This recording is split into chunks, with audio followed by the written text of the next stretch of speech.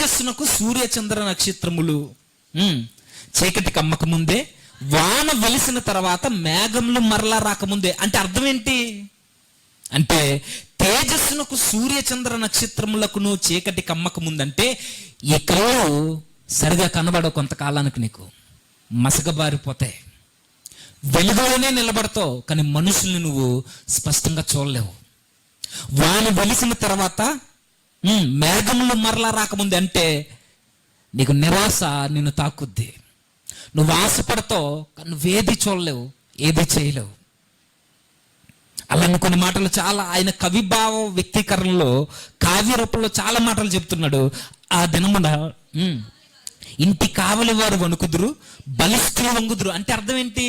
ఇంటికి ఎవరో కాపలా ఉంటారని కాదు, ఇంటికి కావలి వారు వణుకుదురు అని అంటే ఇంటికి కావలా కాసేవి చేతులు కాళ్ళు, మనల్ని నిలబెట్టేవి. ఈ చేతులు కాళ్ళు వంగిపోయే దినాలు నీకు వచ్చేస్తాయి మానవుడా. ఈ చేతులు కాళ్ళు వణికిపోతాయి. ఇంటి కావలి వారు వణుకుదురంటే నీ దేహాన్ని సంరక్షించి ఈ కాళ్ళు చేతులు వణుకుతాయి. నిజమే, వృద్ధాప్యంలో ఉన్న కొంతమంది వ్యక్తులు మనం చూస్తే వారి చేతులు కాళ్ళు అలా వణుకుతూ ఉంటాయి. ఎండాకాలంలో కూడా వారు మాట్లాడుతున్నప్పుడు ఆ పెదవులు అలా తడబడుతూ ఆ దవడలు అలా షేక్ అవుతాయి. ఇంకా చెబుతున్నాడు, బలిష్ఠులు వంగుదురు. బలిష్ఠులు వంగడం అంటే నీ నడుము నీ కాళ్ళు వంగిపోతాయి, నీ కీళ్ళు ఇరిగిపోతే నీ నడుము నీకు సపోర్ట్ చేయదు. అలా వంగుని ఏదో ఒక దాని మీద ఆధారపడి నువ్వు మెల్లిగా నడాల్సిన పరిస్థితి వస్తుంది. ఇదందరికి వస్తుంది. ఇవే దుర్దినములు. ఇది ఎవరికి వస్తాయంటే పుట్టిన ప్రతి మానవుడు ఒకవేళ బ్రతుకుంటే ఈ వృద్ధాప్యాన్ని చూడాల్సిందే. కాళ్ళు చేతులు లాగేస్తే నీ నడుము వంగిపోద్ది, నీ కీళ్ళు ఇరిగిపోతే. ఇంకా కిందకి చెబుతుంటున్నాడు, విసురువారు కొద్ది మంది ఒకటి చేత. విసురువారు ఎవరు? నీ దవడలు ఉన్నాయే, ఆ దవడలు ఆ పళ్ళు విసురువారు కొద్ది మంది అయిపోతారు. అంటే వృద్ధాప్యంలో నీ పళ్ళు ఊడిపోతాయి. వృద్ధాప్యంలో నీ పళ్ళు ఊడిపోతే నీ దవడలు నీకు సహకరించో. కిందకి చెప్తూ పని చాలించుకుందరు అంటే ఇక నువ్వు తినలేవు. తినాలనుకుంటే కొన్ని ఆహార పదార్థాలు తినలేవు. మనకి ఇవి ఛాయలన్నీ ఎవరిలో కనబడతాయి? మరణానికి దగ్గరగా ఉండి అనారోగ్య పాలైపోయి, లేదా వృద్ధాప్యపు ఛాయలు వచ్చేసి ఇక సత్తువు లేక మంచాన్న పడిపోయి ఇక ఎవ్వరూ పట్టించుకునే పరిస్థితుల్లో మనం ఉన్నప్పుడు, నిజమే ఆ ఏజ్లోకి మనం వెళ్ళిన తర్వాత కూడా మనల్ని ఎవరు పట్టించుకోరు. కన్న కొడుకులు కూతుర్లు మనవల్లో మనవరాలు అనుకుంటాం కానీ ఎవరు లెక్క చేయరు. దేవుని యందు భయభక్తులు లేకపోయినా, వాక్యం అనే కళ్ళెం వారి జీవితాలకు లేకపోయినా తల్లిదండ్రులని పెద్దవారిని ఎలా గౌరవించాలో ఈ సమాజానికి తెలియదు. అవి వచ్చేస్తాయని సొలొమోను గారు చెబుతూ, కిటికీలో గుండా చూచువారు కానలేక ఎందురంటే నీ కళ్ళు సరిగా కనబడవు నీకు. ఇక ఇదంతా కవి భావ వ్యక్తీకరణ.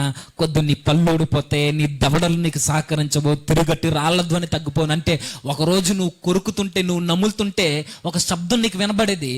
తర్వాత ముసలోడు అయిపోయిన తర్వాత నువ్వు నవ్వులుతున్నా సరే శబ్దాలు బయటకు రావు, ఎందుకంటే నువ్వు తినలేవు. ఒకరోజు ఆ పెద్ద పెద్ద అన్ని గట్టి కొరుకుతావు, అవేంటో మీకు తెలుసు. అదే చప్పుడు దవడలు అయిపోయిన తర్వాత, పళ్ళు ఊడిపోయిన తర్వాత ఏం తింటావు? జావలే. ఇంకంతకు మించి ఏం తినలేం, అంతేనా? ఆ జావలు తాగడం, ఆ గింజన్నం తాగడం, ఇచ్చిన ఆ టీ చుక్క, ఆ పాలు, ఇవి మాత్రం వెళ్తాయి. మాంసం పెడితే తినగలవా? అందులో ఉన్న బోన్స్ మన వల్ల అవ్వదు. ఆ సౌండ్ ఆగిపోద్దట. తిరుగటి రాళ్ల ధ్వని తగ్గిపోను, వేడి తలుపులు మోయబడును. మొత్తం మూసుకుపోతే నువ్వు బయటికి వెళ్ళాలంటే నీకు భయం వేస్తుంది. ఇక నీ జీవితం అయిపోయింది. ఇక పిట్ట యొక్క కూతకు ఒకడు లేచునంటే అర్థం ఏంటి? సరే నిద్ర ఉండదు ఇక ఆ టైంలో. చిన్న శబ్దాలకు లేస్తావు ఉలిక్కిపడి. అలా బయట పొరపాటున ఆ టైంలో ఏదైనా పిల్లరిసినా సరే లేస్తావు భయపడి. చిన్న చిన్న శబ్దాలకి నువ్వు లేచిపోతావు. నీకు వినబడితే ఒక విధంగా శబ్దాలు కూడా వినబడవు, అవి పెద్ద శబ్దాలే, కానీ అవి చిన్నగా నీకు వినబడినా సరే నీకు మనశ్శాంతి ఉండదు, నిద్ర పట్టదు, ఆందోళన చెందుతావు.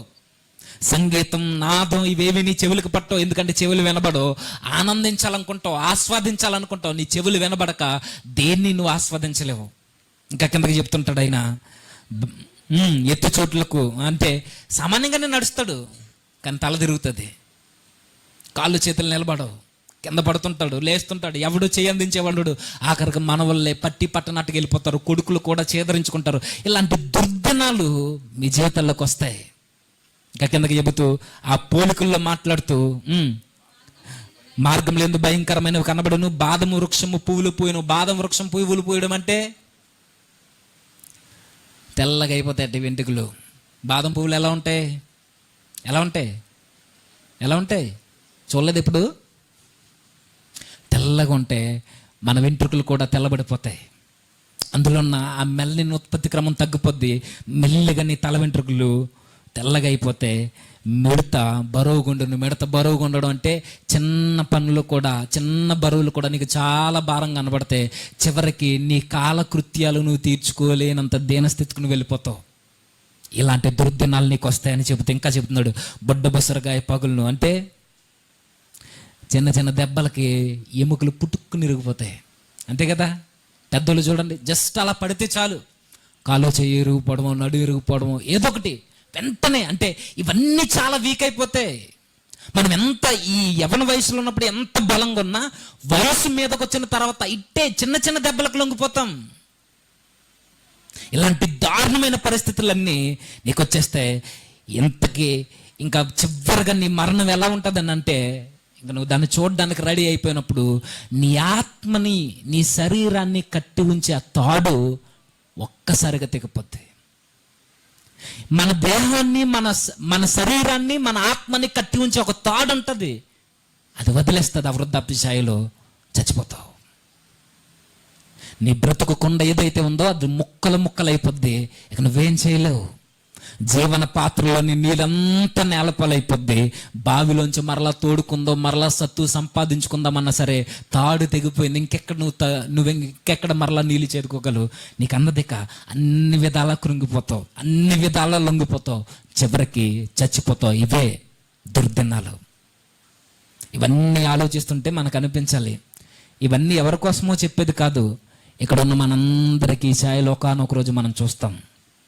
చెవులు పనిచేవు, ఏ పని చేసుకోలేం, ఎవ్వరు మన మాట లెక్క చేయరు, మనం అందరికీ భారంగా మారిపోతాం. గర్భాన పుట్టిన వారే మనల్ని నీచంగా చూస్తారు. వయసు మళ్ళిన తర్వాత తిన్నది కూడా మనకు అరగదు, అన్నిటికీ ఇబ్బంది పడాలి. అవయవాలు సరిగా పనిచేయవు, ఏమీ తినలేము.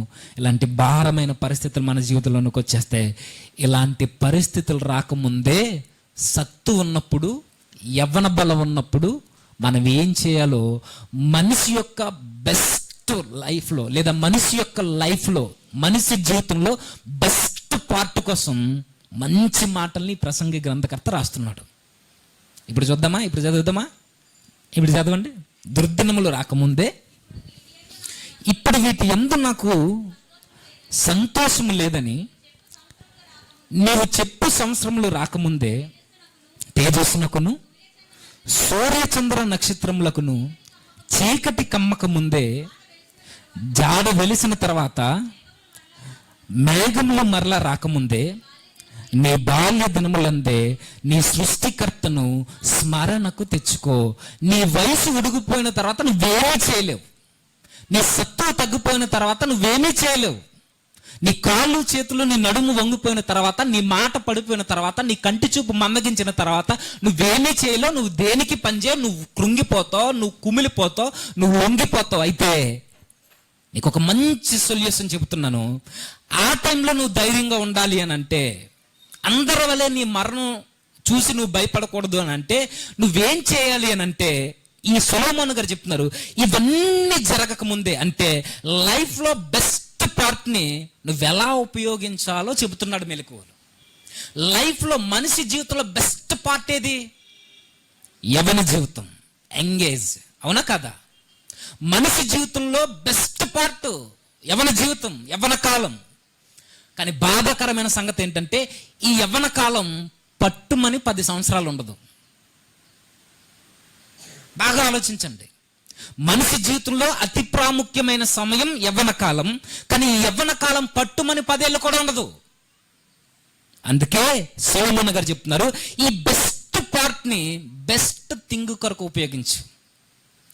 ఈ అతి శ్రేష్టమైన ఈ భాగాన్ని, ఈ యవ్వన దశని అంతే శ్రేష్టమైన విషయాల మీద దృష్టి సారించు.